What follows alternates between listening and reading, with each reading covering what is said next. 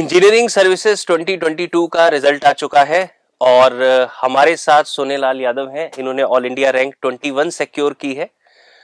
कुछ डिटेल सोनेलाल यादव के बारे में आपको बता देता हूं। ये बिहार के रहने वाले हैं, बक्सर जिले के, और ये तो जो है जो मिलिटेंसी, इंटरनल मिलिटेंसी से काफी प्रभावित इलाका रहा है।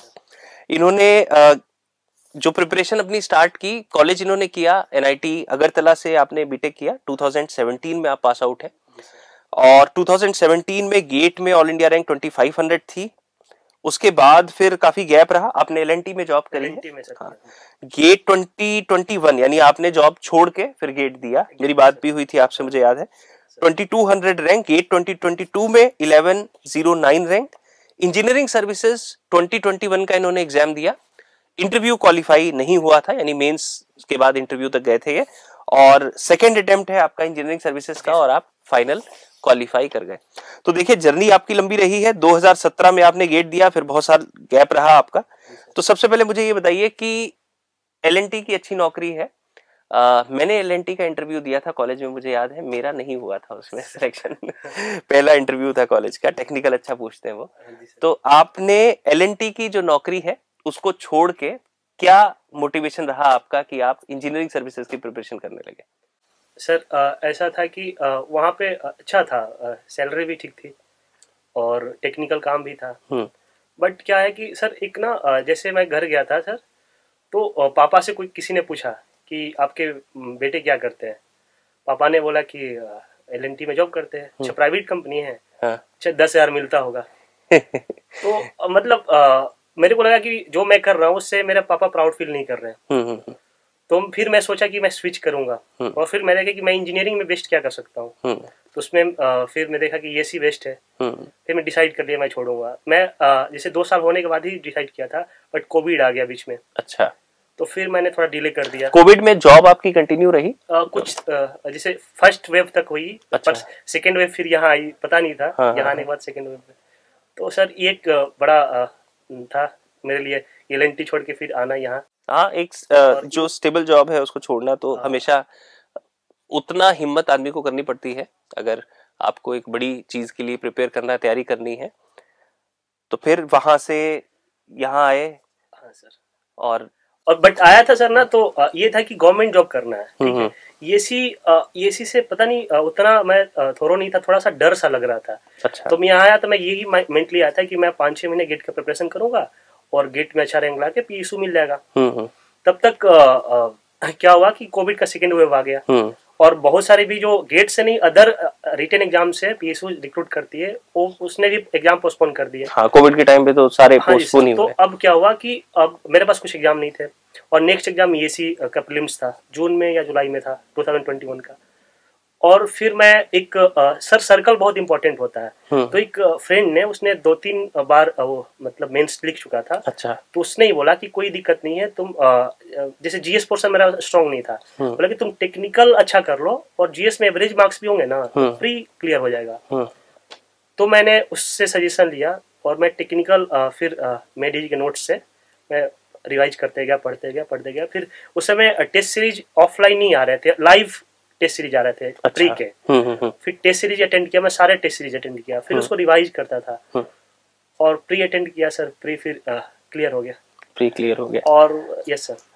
और ये 2021 का प्री क्लियर हुआ आपने, क्या मॉड्यूल कोर्स लिया था 2021 में? गेट में ना, गेट का सिलेबस जैसे 17 में कॉलेज के साथ में प्रिपेयर किया था, तो वो टच से थोड़ा छूट गया होगा। हाँ, तो गेट का सिलेबस था, बट ना एक मॉड्यूल लिया था जिसमें रिन्यूएबल एनर्जी एंड मैकेट्रॉनिक्स नहीं पढ़ा था। तो मैं उसके अलग से मेडीजी में ऐसी फैसिलिटी के अलग से मॉड्यूल ले सकता हूँ। हाँ, मॉड्यूल कोर्स ले सकते हैं। तो वो ऑनलाइन, उस समय तो ऑनलाइन ही चीजें चल रही थी जब। यस सर, सेकंड में। तो मैंने ऑनलाइन मॉड्यूल कोर्स लेके जैसे रिन्यूएबल एनर्जी एंड मैकेट्रॉनिक्स मैंने कर लिया, और बाकी गेट का सिलेबस तो पहले से कवर था, टच में था। हाँ। तो उसको रिवाइज करा, टेस्ट सीरीज अटेंड किया। टेस्ट सीरीज भी ऑनलाइन ही आपने अटेंड करी? लाइव आते थे, लाइव एक 2 दिन में ही अटेंड करना आपको, ऐसा था। हाँ। तो उससे थोड़ा वो प्रैक्टिस हो जाती है, राइटिंग प्रैक्टिस हो जाती है, जो मेंस की है खास करके। 2 चीजें हैं यहाँ पे जो इन्होंने बात करी है, उससे 2 चीजें निकल के आ रही है।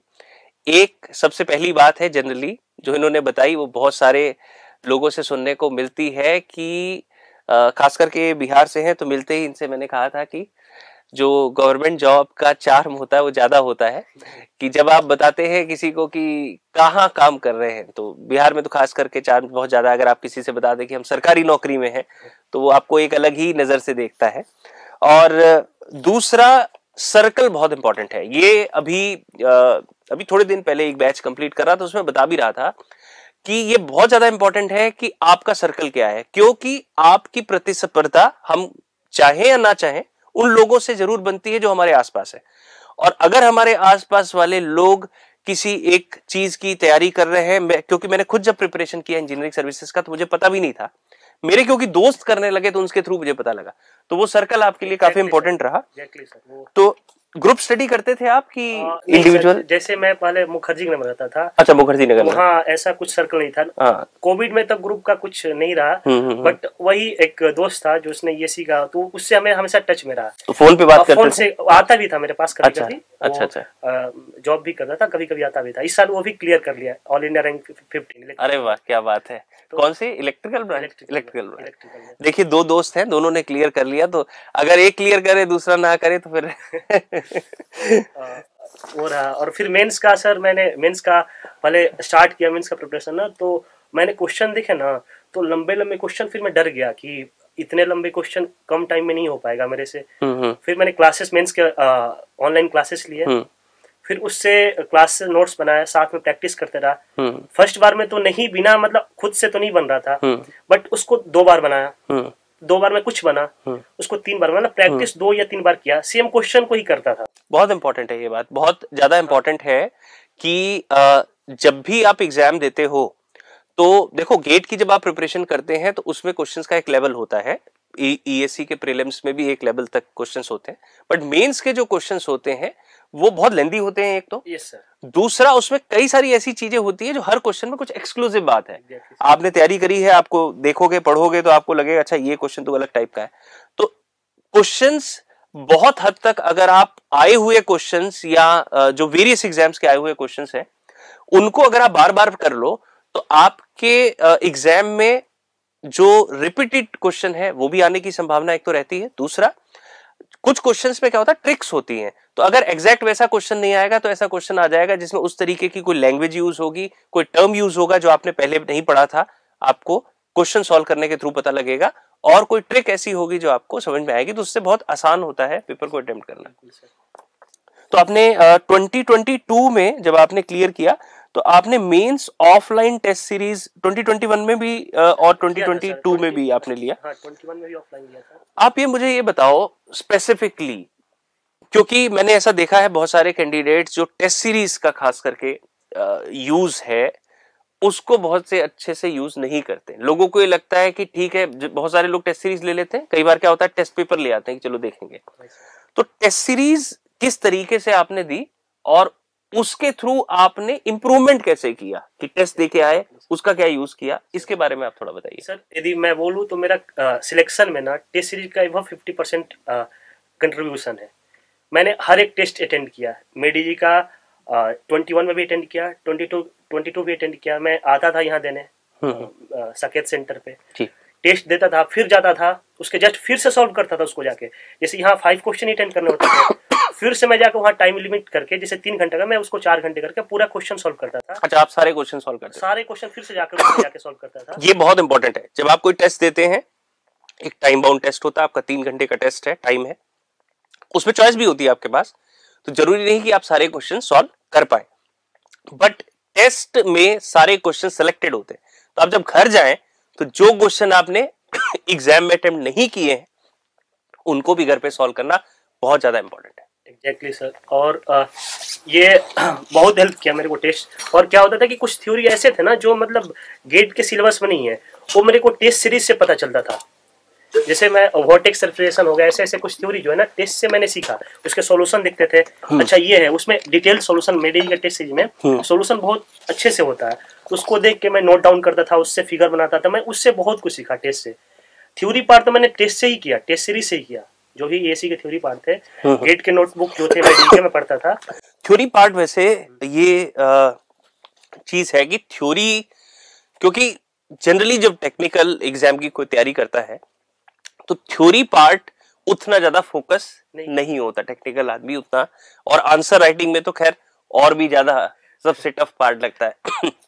लेकिन अगर आप टेस्ट सीरीज के सारे टेस्ट देते रहे तो मुझे लगता है कि जो वैरायटी ऑफ क्वेश्चंस आपको मिलते हैं जिसमें थ्योरी क्वेश्चंस भी होंगे, एक लिखने की प्रैक्टिस हो जाती है, दूसरा उससे ये चीज बहुत इंपॉर्टेंट है कि बहुत सारे टॉपिक्स में आपको ये पता लगता है कि थ्योरेटिकल क्वेश्चन पूछेंगे तो पूछेंगे कैसे। अच्छा, एक मुझे आप ये और बताओ कि आपने जैसे टेस्ट सीरीज वगैरह दी तो क्या और भी आपने क्वेश्चन सॉल्व किए होंगे, तो आपने कुछ ऐसा अपना कोई पर्सनल नोट्स बना रखे थे जो जिसमें आप जो थ्योरी के क्वेश्चन है उसको लिख के रखते थे, ऐसा कुछ आपने किया? सर मैं नोट्स तो नहीं बनाया था, मैं ऐसा करता था कि उसको टेस्ट सीरीज में मार्क कर लेता था और फिर उसको ना मैं रिवाइज कर लेता था। अच्छा, ठीक है। मतलब उसको इतना बड़ा लिखना, मतलब फिर से थ्योरी ना मेरे को थोड़ा जस्टिफाई नहीं लगता था, तो फिर मैं जैसे मतलब आप एग्जाम दे के आए, सपोज आज टेस्ट आप दे के आए, अब इसमें आपने कुछ क्वेश्चन तो एग्जाम के टाइम पे टेस्ट के टाइम पे अटेम्प्ट किए, बट कुछ आप नहीं कर पाए, अब उसमें मान लो थ्योरी का भी क्वेश्चन है, तो घर पे आके आप उसको लिख के देखते थे पूरा?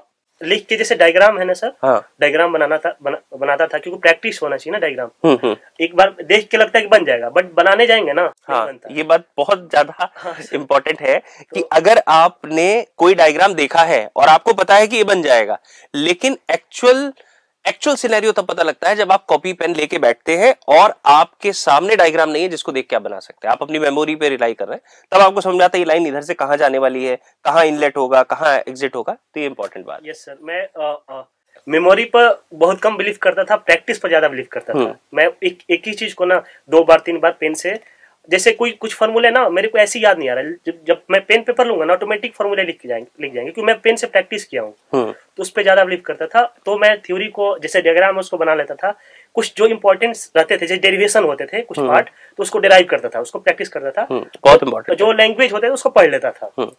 ये सर, ये चीज की ना इम्पोर्टेंस सभी के लिए है जो ये इंटरव्यू देख रहे हैं, ये चीज की इम्पोर्टेंस नहीं जनरली लोगों को समझ में आती। लोगों को ये लगता है कि कर लिया, ठीक है, हो गया, हो जाएगा, लिख लेंगे, लेकिन जब तक आप किसी चीज को लिख के नहीं देखोगे, आप प्रैक्टिस नहीं करोगे, आप जब एग्जाम में डायरेक्ट जाओगे तो आपका पेन नहीं चलेगा। दूसरी बात यह है कि टेस्ट देने से ना आपको ये समझ में आ जाता है कि जो टाइम है मेरे पास, इसको मैं मैनेज कैसे करूं, जो क्वेश्चंस मैं अटेम्प्ट कर रहा हूं पहला कौन सा करूं, बाद में कौन सा करूं, और थ्योरी क्वेश्चन में कितना लिखूं। कई बार क्या होता है कि सेमेस्टर एग्जाम्स की आदत होती है लोगों को, तो थ्योरी क्वेश्चन में उन्हें पता ही नहीं है कि उनको कितना लिखना है। लोगों को लगता है ज्यादा लिखेंगे तो बहुत ज्यादा मार्क्स मिल जाएंगे। एग्जैक्टली सर, ये टेस्ट सीरीज बहुत ज्यादा इंपॉर्टेंट है और मेरे को स्पेशली बहुत हेल्प किया टेस्ट सीरीज।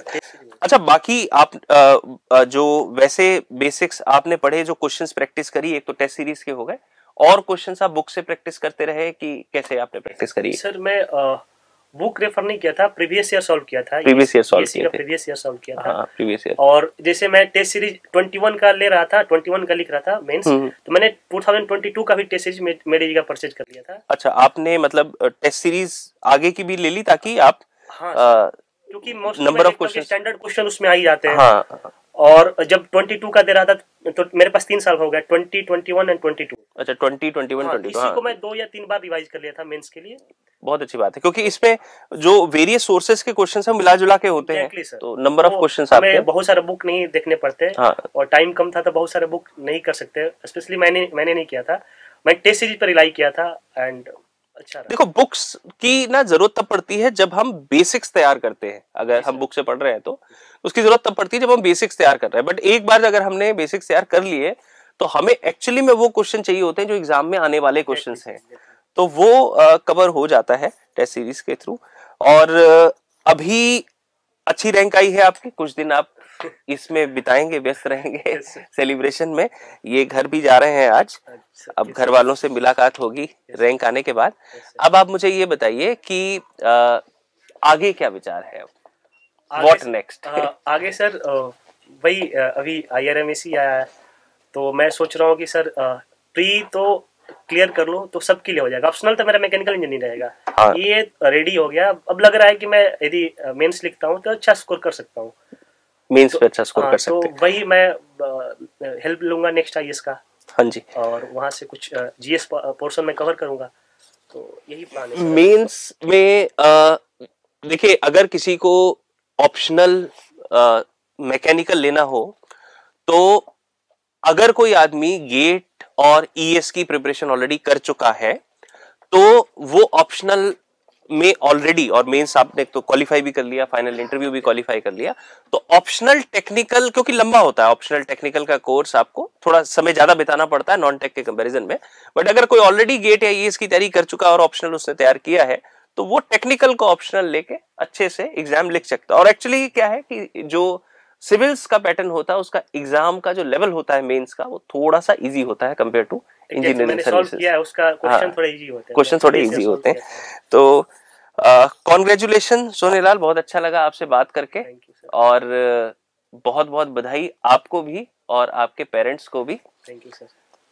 कॉन्ग्रेचुलेशन सर, एक चीज मेंशन करना चाहूंगा। हाँ बिल्कुल। एक आपने पूछा ना कि ईएससी करने का मोटिवेशन क्या था। हाँ जी। तो मैं ये सेशन मेरे लिए ड्रीम था, मतलब मैं टॉपर स्टॉक देखता था। अच्छा। लगता था कि मैं भी काश वहां होता। तो सारे आज टॉपर स्टॉक में हैं। सर मैं सारे फ्रेंड्स से बोलता था कि मैं एक बार जाऊंगा वहां पे, और सच में मेरा ड्रीम पूरा हो गया। ये एक ड्रीम था मेरा, dream come true. Topper stock में जो लोग देख रहे हैं उनमें से भी बहुत सारे लोग ऐसे होंगे जिनको अभी तो स्क्रीन के उस तरफ है, आपको इस तरफ आने का भी मौका मिलेगा।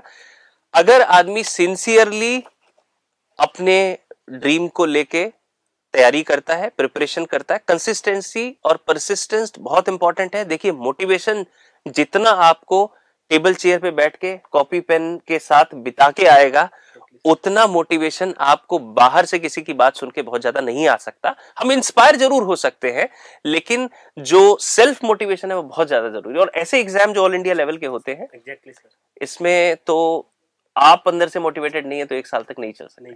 अच्छा, एक बात मुझे बताइए, फिर हम इस डिस्कशन को एंड करते हैं। ये जो लंबा समय आपका रहा, जैसे 2017 फिर आपने जॉब करी, उसके बाद आप 21 आपने दिया ईएससी, तो जब नहीं हुआ पहली बार में तो डिमोटिवेशन थोड़ा सा हुआ होगा, या क्या सोचा आपने उस समय? हुआ क्या था कि मैं एक सजेशन देना चाहता हूँ जो लोग प्रिपेयर कर रहे हैं कि जो फर्स्ट पेपर है ना उसको भी अच्छे से प्रिपेयर करें और प्रीलिम्स में अच्छा स्कोर करें। जो हाँ नॉन टेक वाला पार्ट, नॉन टेक, क्योंकि मेरा हमेशा बाउंड्री पर था। लास्ट टाइम भी 250 स्कोर था, तो कहीं ना कहीं नहीं होने का चांस वो भी था। हाँ। और इस बार भी जब नहीं हुआ, और मेरे प्री में भी ना 240 के आसपास मार्क्स आ रहे थे, तो मैं भी बहुत डिमोटिवेटेड था कि मैं इतना मेंस का प्रिपरेशन एकदम एक लेवल तक पहुंच गया था। मैं सोच रहा था कि फिर इसका यूटिलाइज कहाँ करूंगा, इस बार प्री नहीं होगा तो मेरे पास टाइम नहीं उतना। But luckily I qualified prelims और मेंस फिर मैंने अच्छे से किया, क्योंकि एक बार प्रिपरेशन हो चुका था। हाँ। और मेंस में मैं अच्छा किया, तो फिर सर फाइनल सिलेक्शन हो गया। बट जो मतलब आपका जो प्रीलिम्स है, जनरली क्या होता है कि जीएस पोर्शन थोड़ा सा अलग है, बाकी एग्जाम्स के साथ कॉमन नहीं है वो, तो उसमें कहीं ना कहीं थोड़ा सा लैग करते हैं लोग। प्रीलिम्स में अगर आप अच्छा स्कोर करते हैं तो आपके चांसेस काफी ज्यादा है अच्छी रैंक भी लाने के, और रैंक अच्छे, हाँ, क्योंकि वो मार्क्स ओवरऑल जब काउंट होते हैं तो आपकी रैंक भी अच्छी आ सकती है। ठीक है सोनेलाल जी, थैंक यू, धन्यवाद बहुत बहुत यहाँ आने के लिए और हमारे फ्यूचर एस्पिरेंट्स से अपनी बात शेयर करने के लिए। कॉन्ग्रेचुलेशन। Thank you.